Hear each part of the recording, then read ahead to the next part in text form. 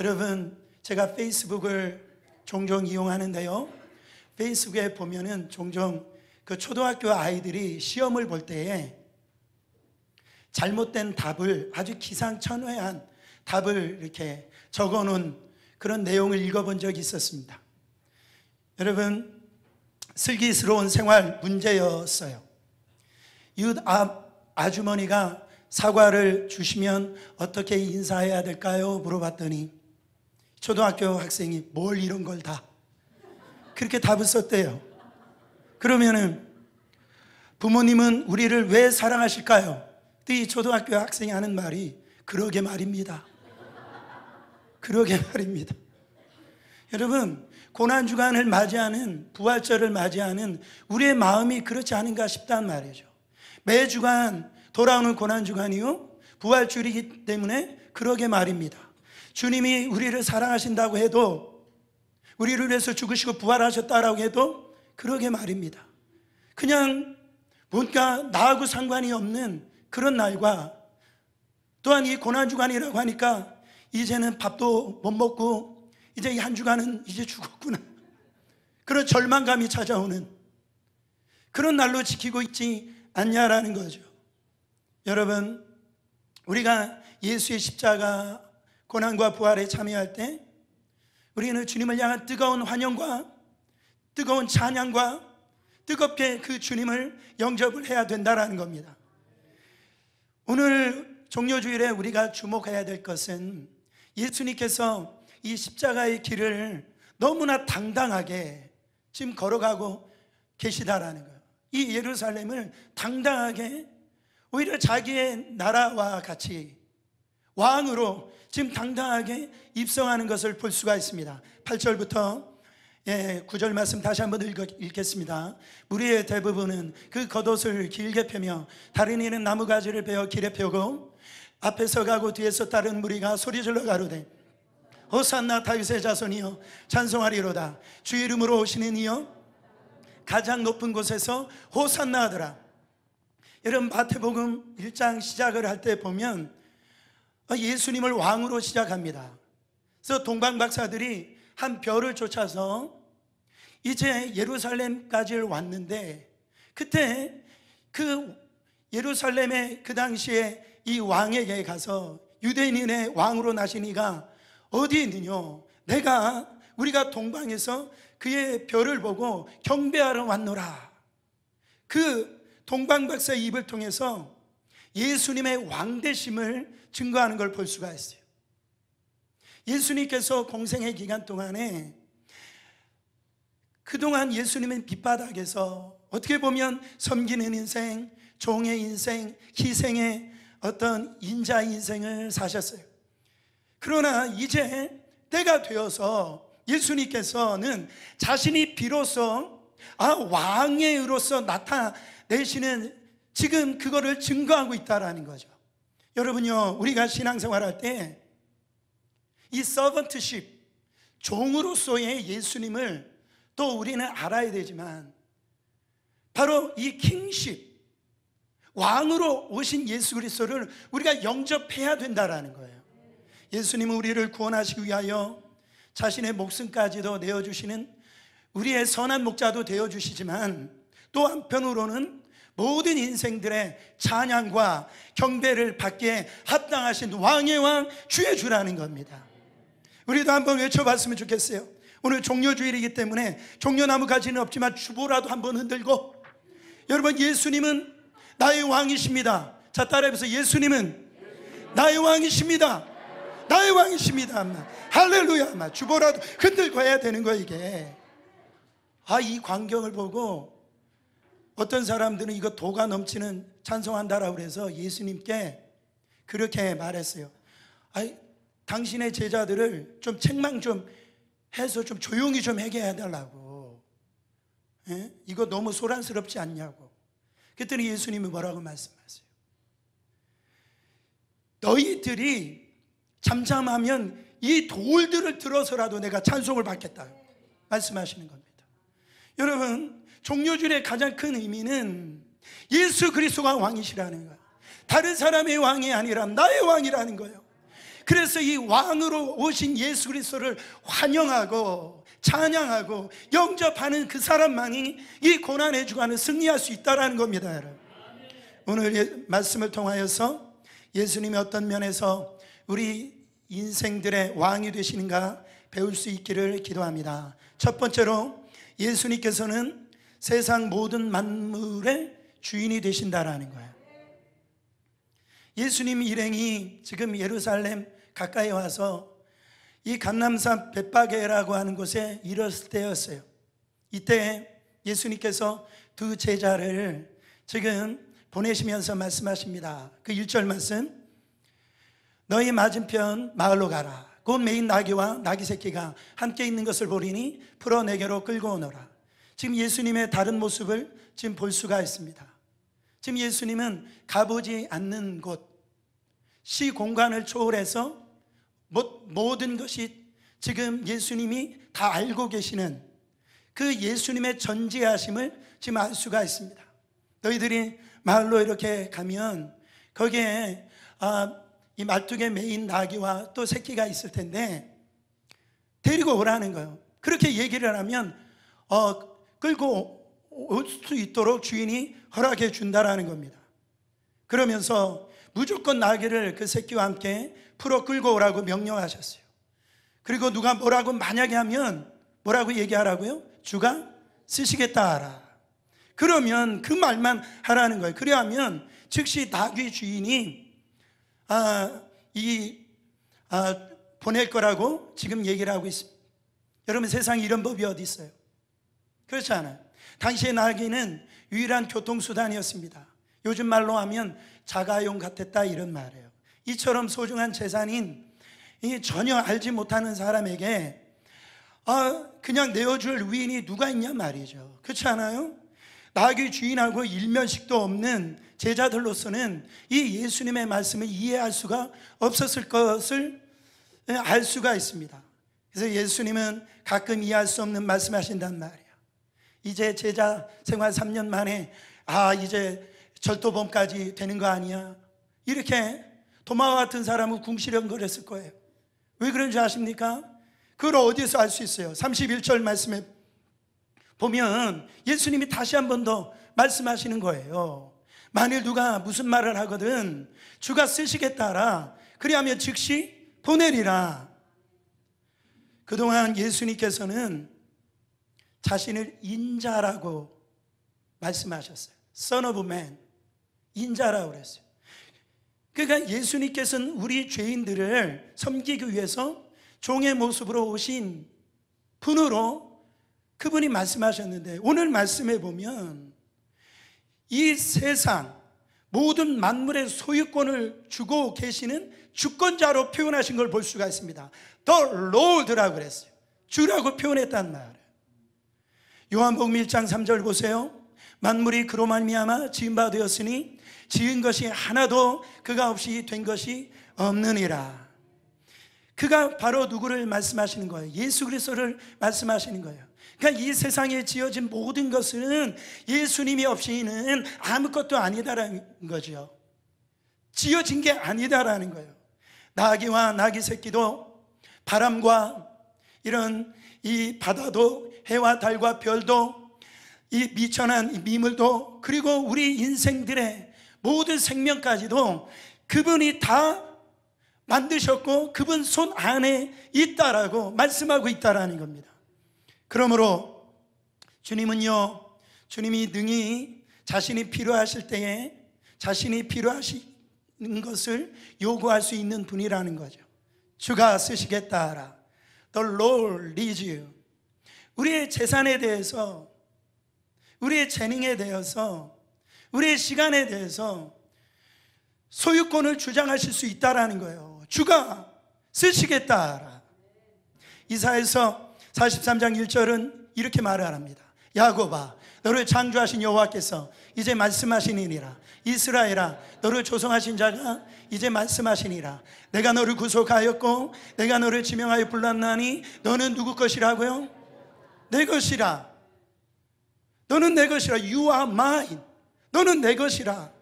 우리의 주권자 주님은 당신의 선하신 뜻대로 우리를 인격적으로 부르시고 귀하게 쓰신다라는 겁니다. 여러분, 주님께서 쓰신다라고 불러놓고서 그 인생이 아무렇게나 되는 사람이 없다, 이런 말이에요. 주님은요, 우리를 불러놓으실 때 귀하게 쓰시고 영광스럽게 쓰십니다. 아브라함을 보세요. 이삭을 보세요. 야곱을 보세요. 여러분, 기드온을 보세요. 모세를 보세요. 사무엘을 보세요. 다윗을 보세요. 이사야를 보세요. 예수님의 12제자들을 보세요. 물론 그들은 한때 모두 하나님을 위해서 소중한 것을 잠시 내려놓는 아픔이 있었는지는 모르지만 오늘 나귀 주인도 그런 희생이 있었을 겁니다. 또한 나귀 자신도 어떻게 생각하면 고생이죠. 가만히 마구간에 있으면은 참 주인이 주는 그 여물을 먹고 잠이나 자고 그러면 참 편안하게 있을 수 있는데, 예수님을 태우고 예루살렘에 입성해야 된다는 이 수고, 고생, 그게 얼마나 고생입니까? 그렇지 않아요? 그러나 한번 좀 더 생각을 해보세요. 아니, 우리 모든 인류의 구원자, 정말 만왕의 왕 되신 예수님을 태우고 예루살렘에 입성한 것이 얼마나 영광스럽습니까? 나귀의 가문에 그런 나귀가 있어요? 여러분, 나귀의 역사상 그런 나귀가 있냔 말이에요. 이거는 천지개벽할 일이죠. 시골 처녀 마리아가 요셉과 청혼을 하고 요셉의 아내로서 참 분위기 있게 아주 그렇게 낭만 있게 행복하게 살 수 있었는지도 모르겠습니다. 그러나 천사가 나타나셔서 하나님께서 너를 성모로 쓰기를 원하신다 말씀하셨을 때 마리아가 눈을 탁 째려보고 그랬습니까? 아니에요. 왜 하필 저예요? 그러지 않았단 말이에요. 누가복음 1장 38절에 보면 주의 계집종이 오니 말씀대로 내게 이루어지기를 원하나이다. 할렐루야. 마리아는 주가 쓰시겠다라고 했을 때 자신의 소중한 꿈도 자신의 소망도 미래까지도 다 기꺼이 하나님 앞에 드렸다는 말이죠. 드렸을 때 마리아를 하나님께서 비천하게 그렇게 쓸모없는 그런 망한 인생으로 만들었습니까? 아니다라는 거예요. 그렇지 않다라는 거예요. 마리아는 여자 중에서 가장 복받는 자라고 성경에 뭐라고 했습니까? 만세 복이 돌아 일컬음을 받은 여인이 되었다라는 거죠. 할렐루야. 우리도 그렇습니다. 세상에서 죄의 권세 앞에서 무기력하게 지내던 우리들이 주님의 부르심을 받아서 구속 역사에 쓰임받게 된 것이 얼마나 감사한 일입니까? 만왕의 왕 되시고 만주의 주가 되신 그 주님께서 그 주님 앞에 우리가 쓰임을 받는다면 이처럼 감격스러운 일이 어디 있어요? The Lord needs you. 주님이 너를 필요한다라는 거예요. 가만히 생각해 보면 이거는 영광스러운 일이요, 정말로 감격할 일이라는 겁니다. 우리가요 사무엘서를 이렇게 보면 하나님의 처음에 이 사울을 불러가지고 사울을 택해가지고 이스라엘의 왕 삼았어요. 그러나 그가 나중에 교만해져가지고 여호와의 말씀에 불순종했을 때 주님이 여러 번 말씀하십니다. 하나님께서 여러 번 기회를 주셨어요. 그렇지만 사울이 회개하지 않자 하나님께서 더 이상 사울을 쓰실 수가 없게 되었어요. 그래서 사무엘 선지자를 불러가지고선 통보하십니다. 사무엘상 15장 26절에 왕이 여호와의 말씀을 버렸으므로 여호와께서도 왕을 버려 이스라엘이 왕이 되지 못하게 하셨음이니라. 더 이상 하나님께서는 사울을 쓰시지 않겠다라는 거예요. 주님은 더 이상 필요하지 않으신다라는, 네가 필요 없다라는 거예요. 가서 쉬라는 거. I don't need you. 네가 필요 없다라는 거예요. 여러분, 이것만큼 무서운 저주가 어디 있어요? 이것만큼 사형 선고와 같은 말이 어디 있습니까?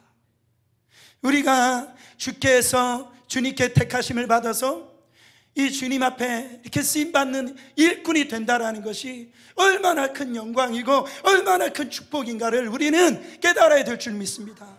그래서 주님 앞에 뭐 한 가지라도 정말 쓰임받을 때는 야, 내가 하나님 앞에서 이렇게 쓰임을 받는구나, 정말 그게 감격해서 하나님 더 사용하여 주시옵소서, 더 써주시옵소서. 그런 말이 우리 입에서 나온다는 말이죠. 일본의 유명한 크리스찬 작가가 있죠. 미우라 아야코라고 하는 여사는, 그는요 척추에 결핵균이 들어가가지고 척추가 썩어 들어가는 척추 카리에스라고 하는 무서운 병에 걸렸습니다. 근데 이 여인이 기도를 하는데, 주여 나의 병을 고쳐주소서, 이렇게 기도하는 것이 아니라 주여 나를 써주소서. 병든 몸이지만 주님, 이 병든 몸을 사용하여 주시옵소서. 여러분, 우리 주님이 그 기도를 받으셨겠습니까? 안 받으셨겠어요? 주님이 그 기도를 받으셔서 그 여인을 정말 세계에서 가장 유명한 작가 중에 한 사람으로 사용하여 주셨고, 덤으로 그 병도 예수님께서 고쳐주신 것을 믿으시기를 예수 그리스도 이름으로 축원합니다. 저는요 이 빈병 있죠, 이 고물을 줍고 다니시는 분들 있잖아요. 이렇게 보면은 고물상을 볼 때마다 드는 생각이 있습니다. 우리가 생각할 때 그냥 버렸던 이 고물이잖아요. 병 이게 고물상에 들려지니까 아이고 버린 고물도 나중에 다 재생해가지고 새 것처럼 쓰는 걸 볼 수가 있다라는 거예요. 여러분, 이렇게 하찮은 고물도 어떻게 보면 말 못하는 나귀 새끼도 주님께서 쓰시면 참 이렇게 영광스러운 삶을 사는데, 하나님의 형상으로 만들어진 빚어진 우리의 인생이야 말할 것도 없죠. 여러분, 주님은 우리를 귀하게 쓰시기를 원합니다. 이 21세기의 새 역사 창조에 우리를 들어 쓰시기를 원하신다라는 겁니다. 말씀의 종으로, 기도의 종으로, 복음 전하는 섬기는 종으로, 여러분, 우리 인생의 주권자 되신 그 예수님을 깊이 영접하고 내 인생을 주님께 다 내어드리세요. 드리실 때 주님의 구속 역사에 귀하게 쓰임받는 여러분 되시기를 예수 그리스도 이름으로 축원합니다. 여러분, 축원합니다.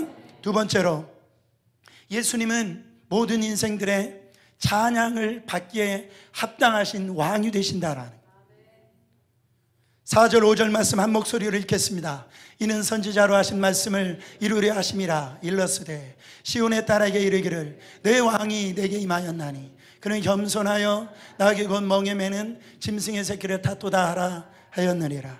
세상 왕들은 대부분 백마와 화려한 이 말을 타고 나팔수들과 근위병들 거느리고 웅장하게 입성을 합니다.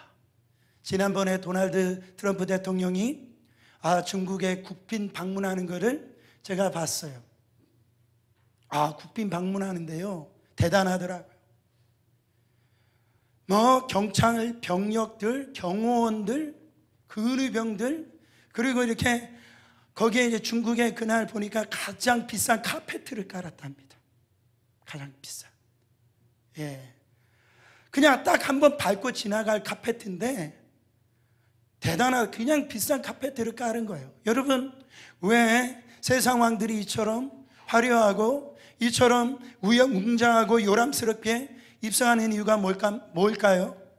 그들은요, 백성들에게 그 권위에 대한 위압감을 주고 그 권위로 그 무리들을 다스리기를 원해서 그렇다라는 거예요. 내 나라가 이렇게 강한 나라다, 내가 이렇게 대단한 사람이라는 걸 두려움을 심어줘가지고 감히 대적하지 못하도록, 절대 복종하도록 하기 위해서 여러분 그렇게 하는 거예요. 그런데 아까 우리가 동영상 봤듯이 우리 예수님은 왕이신데도 나귀를 타고, 그것도 나귀 새끼를 타고 예루살렘에 입성하셨다는 왕으로. 그것도 안장이 없어가지고 제자들의 이 겉옷을 그 안장 위에다 얹혀놓고요, 또 카페트가 비싼 카페트가 아니라 무리들의 이 겉옷을 막 깔아놓고, 나뭇가지를 깔아놓고, 나뭇가지를 흔들고 이렇게 융단 삼아가지고선 그렇게 입성하셨다라는 거예요.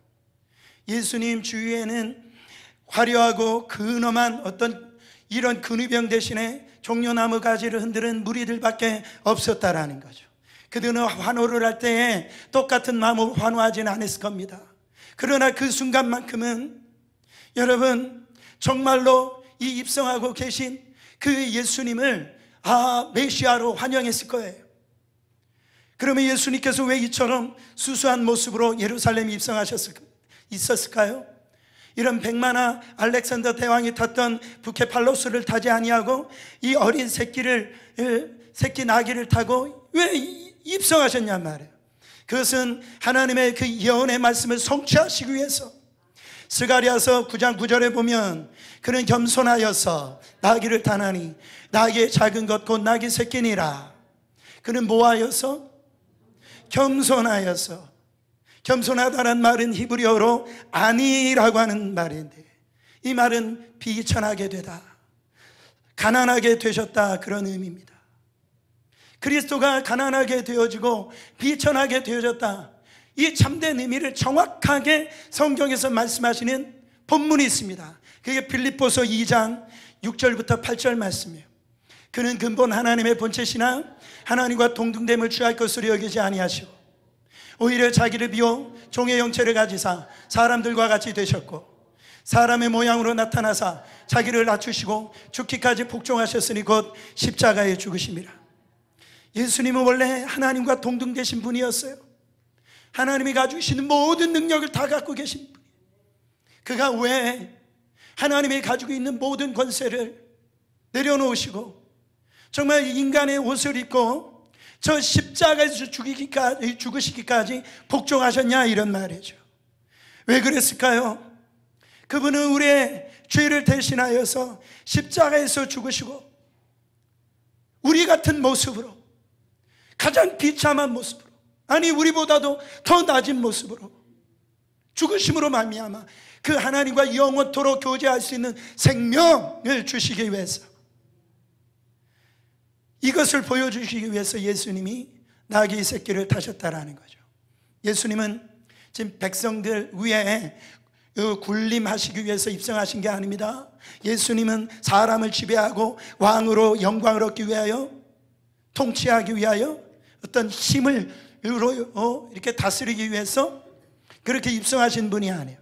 예수님은 우리 인생들의 죄와 사망의 권세를 깨트려 버리시기 위해서, 부활의 아침을 주시기 위해서 입성하시는 겁니다. 십자가 위에서 자신들을 온전히 대속 제물로 내어주시기 위해서, 자신을 내어주시기 위해서 입성하신 분이라는 거예요. 그러므로 우리 예수님은 세상 왕들과 비교할 수 없는, 그 입성과 비교할 수 없는 차이가 있다라는 거죠. 우리 예수님은 겸손의 왕이요, 우리 예수님은 사랑의 왕이요, 우리 예수님이 희생의 왕이라는 겁니다. 이 예수님을 백성들은 어떻게 맞이했어요? 어떻게 맞이했어요? 아까 우리가 주보를 흔들면서 외쳤던 것처럼, 여러분 9절 말씀 다시 한 번 더 읽겠습니다. 앞에서 가고 뒤에서 따른 무리가 소리질러 가로되 호산나 다윗의 자손이여 찬송하리로다. 주 이름으로 오시는 이여 가장 높은 곳에서 호산나 하더라. 앞서거니 뒤서거니 하면서 막 소리를 지르면서 호산나 다윗의 자손이여 찬송하리로다. 주 이름으로 오시는 이여, 주님은 가장 높은 곳에 계신 분임을 인정하면서 호산나 하더라. 여러분, 이 말이 뭡니까? 우리를 구원하여 오신 메시아 만세라는. 물론 그 당시에 이들 중에 정치적인 메시아를 구하는 사람도 있었습니다. 그러나 이 고백을 예수님은 거부하지 않으셨다라는 거예요. 거부하지 않으셨다. 그들은 비록 예수님께서 초란 나귀 새끼를 지금 타고 입성하셨지만 그들은 그들을 구원하러 오신 메시아임으로 환영하고 영접했다라는 겁니다. 여러분, 예수님이 이렇게 뜨겁게 환영하고 영접을 해야 되는 거예요. 10절 말씀에 보면 온 세상, 온 그 성이 떠나가도록 소동했다라고 그랬어요. 네로 황제 시절의 국세조사에 의하면 6월절에 유대인들이 예루살렘에 모인 숫자가 270만 명 이상 되었다라고 기록에 남아 있습니다. 이것을 볼 때에 사람들이 구원에 대한 그 열망이 얼마나 뜨거운가, 얼마나 간절한지를 알 수가 있습니다. 지금도요, 사람들이 겉으로 볼 때는 참 별 부족함이 없이 살아가고 있는 것 같지만 그 내면 속에 이렇게 들어가 보면 그 어둠의 세력에서 구원해 줄 메시아를 다 찾고 있다라는 거, 아우성하고 있다라는, 소리치고 있다라는 겁니다. 그래서요, 주말이 되면 사람들이 뭐 이렇게 야구장이나 이런 농구장이나 아니면 무슨 콘서트장이나 왜 그런 데 몰립니까? 여러분, 그들은 아우성을 치는 거예요. 나 좀 살려달라고 아우성을 치는 겁니다. 그들이 왜 가장 좋아하는 스타들이나 그런 연예인들에게 그렇게 막 소리를 지르면서 막 풍선을 흔들면서 왜 그렇게 하는지 아세요? 여러분, 제가 고등학교 때 좋아했던 가수가 한 사람이 있었다고 했죠? 누굽니까?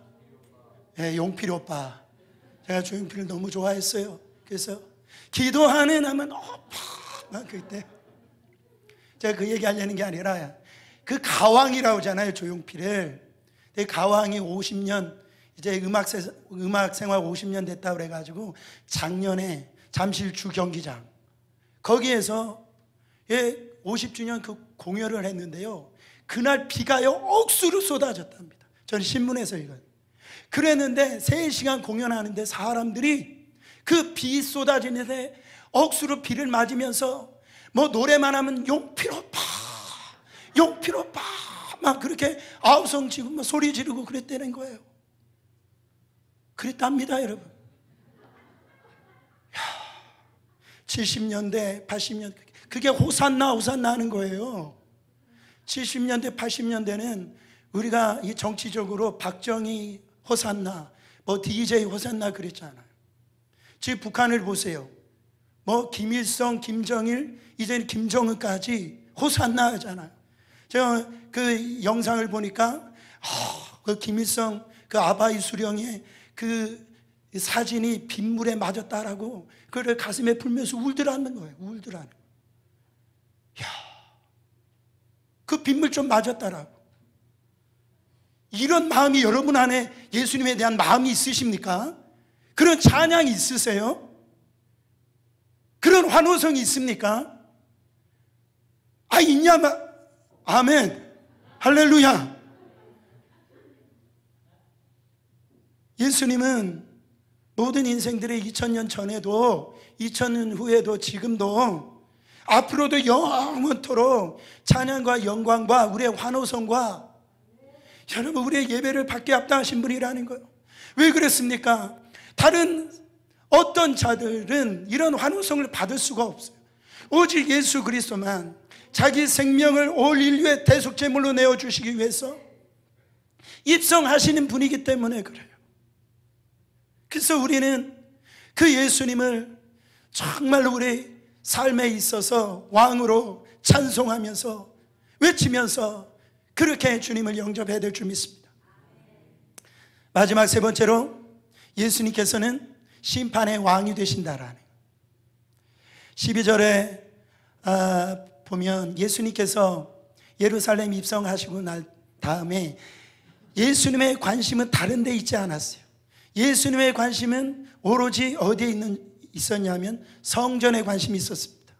예수님이 예루살렘의 그 환호성을 받고 예루살렘에 입성하시고 난 다음에 제일 먼저 들어간 곳이 성전이었어요. 왜? 성전은 이 땅에서 존재하는 하나님의 집이기 때문에 그렇습니다. 지금 하나님은 다른 곳에 관심이 있지 않아요. 정치에 관심이 있는 게 아닙니다. 어떤 경제에 관심이 있는 게 아니에요. 하나님의 관심은 오로지 교회에 관심이 있는 겁니다. 교회. 하나님이 택하시고 부르셔서 당신의 아들 하나밖에 없는 예수 그리스도의 그 피 흘리심을 받은 그 교회들에게 관심이 있는 거예요. 그래서 하나님의 아들이시기 때문에 이 땅에 오신 하나님으로 오신 예수 그리스도가 성전에 바로 교회에 관심이 있을 수밖에 없죠. 예수님이 어렸을 때에 이제 절기를 지키려고 예루살렘에 오고 난 다음에 부모가 다시 예수님을 데리고 고향 땅으로 가는데 예수님을 잃어버린 거예요. 여러분 그 부모들이 예수님을 어디에서 찾았습니까? 성전에서 찾았어요. 성전에서. 예수님은 앞으로 며칠 후면 6월절 어린 양으로 이 성전에 산 제물이 되셔서 십자가를 지시게 되어집니다. 근데 예수님이 찾아가신 그 성전의 상태가 어떻게 됐냐 말이에요. 어떤 상태냐는, 예수님의 관심은 오직 성전에 있었는데 그때 성전의 상태가 어땠냐 말이죠.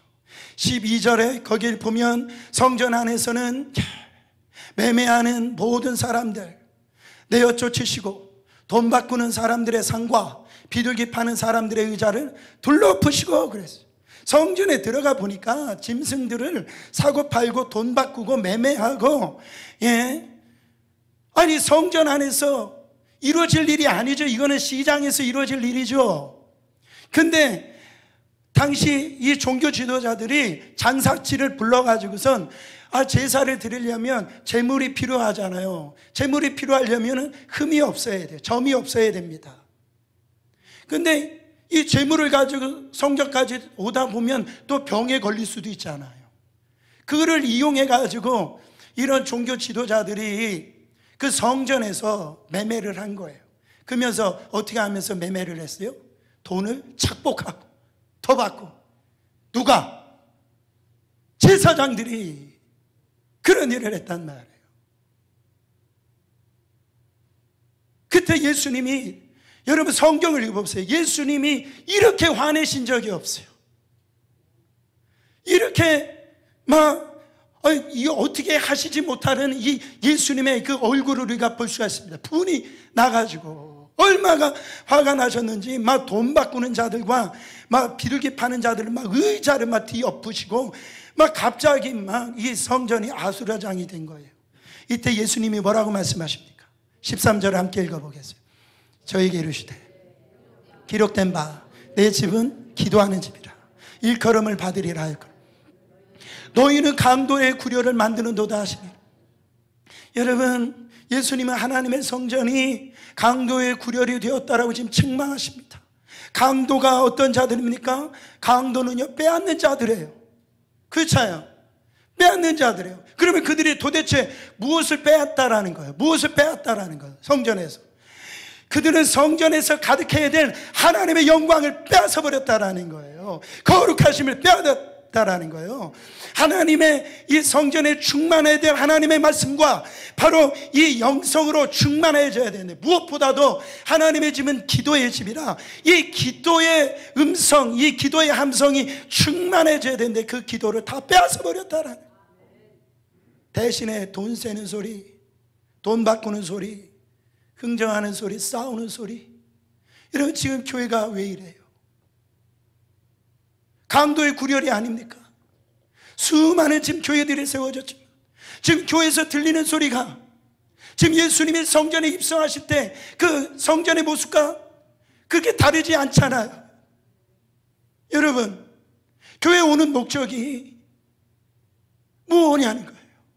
이 말씀은 어떻게 보면 저와 같은 목사들이 들어야 될 말씀입니다.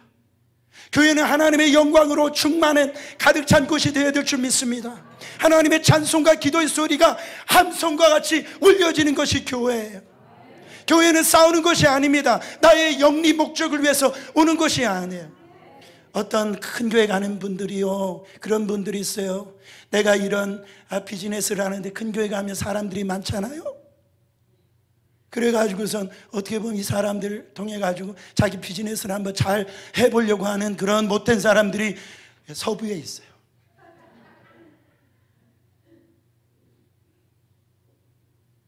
우리는 그냥 이 성전이 시장바닥이 돼버린 겁니다. 하나님의 영광이 사라져버렸어요. 여기서 우리의 모임이 무엇으로 가득 차야 되는지를 배울 수 있습니다. 내 집은 기도하는 집이라 우리의 모임은 기도로 충만해져야 됩니다.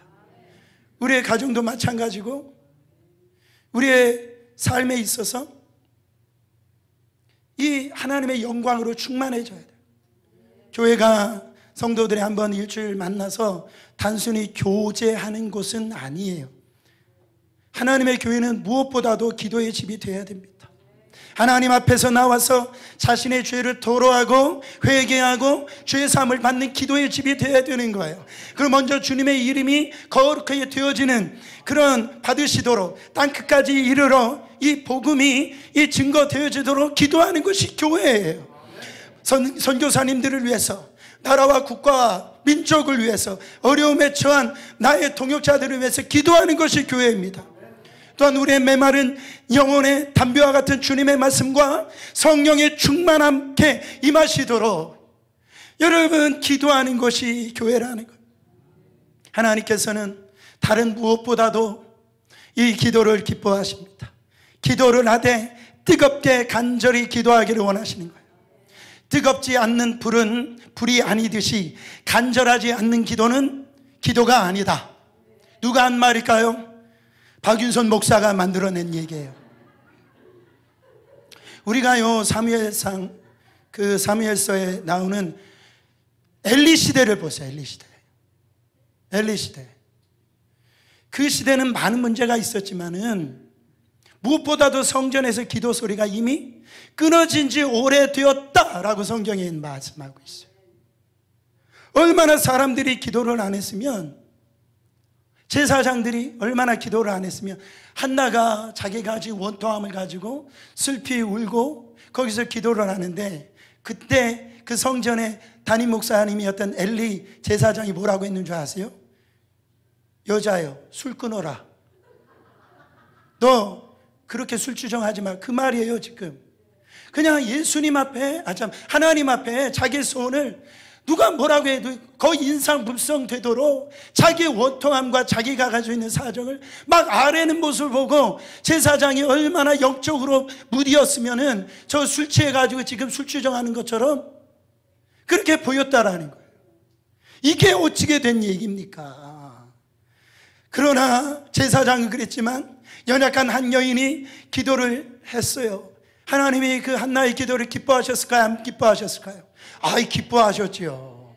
그래서 당대 정말로 가장 위대한 선지자 사무엘을 하나님께서 허락해 주셨다라는 겁니다. 아합의 시대를 보세요. 음란한 바알 선지자 때문에 기도 소리가 들리지 않았던 시대입니다. 그러나 엘리야 그 한 사람은 갈멜산에서 제단을 쌓고 아브라함의 하나님, 이삭의 하나님, 야곱의 하나님, 이스라엘의 하나님, 하나님께 부르짖고 기도했더니 하늘이 열려버린 겁니다. 하늘에서 불이 임해가지고 제단에 있는 그 재물을 다 태워버렸다 이런 말. 하나님의 영광이 임한 겁니다. 누가복음 2장에 보면 예수님 당시에도, 예수님 태어날 당시에 여러분 거기에 성전을 떠나가지 않고 기도했던 두 사람이 나옵니다. 시몬과 안나라고 하는 분입니다. 그분들의 나이는 70이 되어지고 80이 되어진 노인들이었지만 정말로 아기 예수 그리스도, 이 초림의 예수 그리스도를 만나지 않고는 나는 죽지 않겠다라는 거예요. 그래서 성전을 떠나가지 아니하고 밤낮으로 기도했던 이 사람이 아기 탄생 그리스도를 만나는 그런 축복을 받았다라는 거예요. 왜 오늘날 서구 교회들이, 아니 지금 이 이미 교회가 성전이 텅텅 비어가고 관광지로 변해가고 있습니까? 뭐 슈퍼마켓으로 댄스홀로 팔려나가는 거예요. 성전 안에서 기도의 소리가 사라졌기 때문에 그래요. 하나님의 영광과 이 영성이 다 도둑맞고 지금 강도의 구렬이 되어졌기 때문에 그렇다라는 거예요. 19절에 보세요. 예수님께서 어떻게 심판하십니까? 열매가 없고 잎만 무성한 무화과 나무를 저주하십니다. 이제부터 영원토록 내게 열매가 맺지 못하리라. 마태복음 21장 19절 말씀. 잎만 무성하고 열매가 없는 그 무화과 나무, 그가 바로 기도하지 아니하는 성전을 얘기를 하는 겁니다. 우리가 기도하지 아니하면 겉으로 보기에는 아무런 문제가 없는 것 같아요. 잘 살고 있는 것 같아요. 말은 잘하고 활동을 많이 한다 해도 잎만 무성한 무화과 나무가 될 수 있다라는 거예요. 이 말은 뭡니까? 얼핏 보기에는 뭔가 문제가 있는 것 같지만 자세히 지켜보면은 그 내면에 뭐가 없어? 열매가 없단 말이에요. 경건의 모양은 있는데 경건의 능력은 없단 말이에요. 오로지 기도 이외에는 다른 이유가 나갈 수 없다라고 말씀하고 있잖아요. 그런 모임과 그런 삶의 태도를 하나님 기뻐하시지 않아요. 오히려 심판하신다라는 거예요. 지금이 우리가 다른 무엇보다도 모여서 기도할 때입니다. 국가적으로도 시대적으로 개인적으로도 정말 무릎 꿇고 간절히 기도할 때예요. 예수님은 왕으로 입성하셔서 다른 일을 하셨지 않았어요. 다른 말씀을 특별히 하지 않았습니다. 강돌에 구유열이 되어 있는 성전을 청소하셨어요. 이 시간 우리 가운데 오신다면 과연 예수님이 뭘 하실까요? 여러분, 우리 안일과 정욕과 불신과 불평으로 가득 찬 우리의 심령을 뒤엎으시지 않을까요? 왜 그렇습니까? 우리는 고린도전서 3장 16절 17절에 사도 바울 우리를 뭐라고 말씀하셨어요? 우리는 하나님의 성전이다. 너희가 하나님의 성전인 것과 하나님의 성령이 너희 안에 거하신 것을 알지 못하느냐? 누구든지 하나님의 성전을 더럽히면 하나님이 그 사람을 멸하리라. 참으로 무서운 말씀입니다. 구약에는 이런 하나의 이 건물이나 그 법궤 안에 예수님이 하나님의 영광이 임재하시는 그런 곳이었지만 이제는 부활하신 예수 그리스도의 영이 우리 안에 들어오셔서 나를 성전 삼으셨다라는 거예요. 내가 교회가 되었다라는 겁니다. 우리 하나님의 관심이 교회된 나에게 관심이 있다 이 말이에요. 여러분, 우리의 이 성전을, 우리의 심령의 성전을 무엇으로 채워야 됩니까? 하나님의 말씀으로 채우고 기도로 채우고 하나님의 영광으로 하나님의 임재로 채워야 돼. 하나님을 향한 간절한 기도로 충만해야 된다는 거예요. 그때 하나님께서 그 사람을 기뻐하시고 축복하시고 더 귀하게 쓰신다라는 겁니다. 그런데 우리 마음 안에 세상 욕심, 미움, 정욕, 인간적인 생각들로 가득 차 있다면 어떻게 되겠습니까?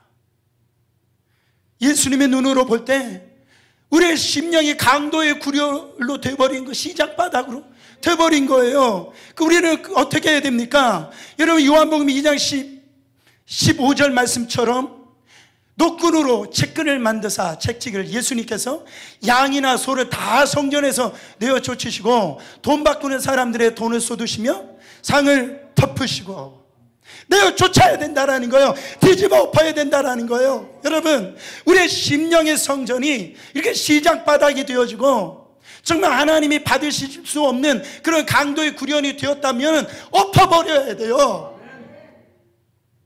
개혁이 일어나야 됩니다.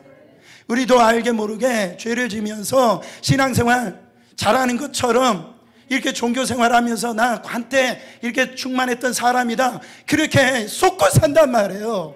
이 정도는 괜찮겠지 뭐가 괜찮아요? 우리의 내면에 한번 체크해 보시길 바랍니다. 예수님께서 내 마음 성전에 오실 때 예수님이 예루살렘 성전을 보시고 우셨다라고 했어요. 여러분, 내 마음 성전에 오셨을 때, 우리를 바랄 때 예수님이 들어오시는 입성을 환영할 수 있을 만큼의 그런 우리의 마음이 되어져 있습니까? 청소를 해야 돼요.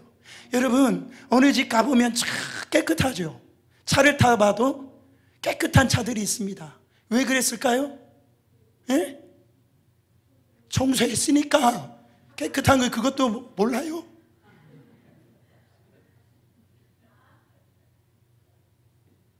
청소하지 아니하면 깨끗한 집이 없어요. 여러분의 마음을 청소해야 됩니다. 에레미야서 17장 9절 말씀 보세요. 만물보다 거짓되고 심히 부패한 것이 인간의 마음이라고 그랬어요. 잠언서 4장 23절에 보면 물을 지킬 만한 것보다 더욱 내 마음을 지키라고 그랬어요. 지금 영적의 깊은 잠에 빠져 있는 분들이 계시다면 깨어나야 됩니다. 그 마음이 시장바닥이 되어서 말씀의 생명력을 잃어버리고 기도의 능력이, 기도의 영성이 꺼져가는 분들이 있다면 위기의식을 가지고 여러분들 주님 앞에 엎드려야 됩니다. 저는 이번 한 주간, 고난주간 특별 새벽 예배를 하면서 그러게 말입니다, 이런 소리 하지 마시고요. 여러분, 이번 새벽 예배 정말 십자가 앞에 나오셔서 하나님 앞에 다시 한 번 더 여러분 첫사랑으로 회복되어지는 그 갈보리 언덕이 되시기를 바랍니다. 이게 회복이 되어야 돼요. 결론적으로 주님께서 십자가에 걸어가실 때에 나귀 새끼도 십자가를 향해 걸어갔어요. 그 길을 걸어갔습니다. 왜 나귀 새끼가 그 십자가 길을 같이 걸어갈 수 있었습니까? 예수님을 등에 태웠기 때문에 그래요. 우리는 이 십자가의 길, 이 길을 우리의 힘으로 못 걷습니다. 이 길을 우리는 따라갈 수가 없어요. 예수님께서 우리의 왕이 되셔야만이, 예수님을 우리의 왕으로 모시는 사람만이 우리는 이 십자가의 길을 걸어갈 수 있고 부활의 아침을 경험할 수 있는 자가 된다라는 겁니다. 예수님은 우리의 왕이십니다. 우리의 찬양받기에 합당하신 예수님을 우리의 왕으로 모심으로 우리의 마음의 나라가 사랑과 화평과 진리로 충만히 되어질 수 있기를 예수 그리스도 이름으로 축원합니다. 예수님께서 내 삶의 주인이 되어주셔서 주권자가 되어주셔서 주님이 나를 쓰신다라고 할 때 하나님 내가 여기 있습니다, 나를 사용하여 주시옵소서. 내 생명도 내 재산도 내 물질도 내 시간도 주님 마음껏 사용하여 주시옵소서. 그리고 주님 앞에 내 마음의 성전에 기도로 하나님의 영광으로 채워주셔서 주님 앞에 섰을 때에 열매 없는 자가 되지 아니하고 열매를 주렁주렁 맺는 인생이 되어서 하나님 앞에 칭찬받고 하나님 앞에 영광 돌리는 여러분 되시기를 예수 그리스도 이름으로 축원합니다. 축원합니다.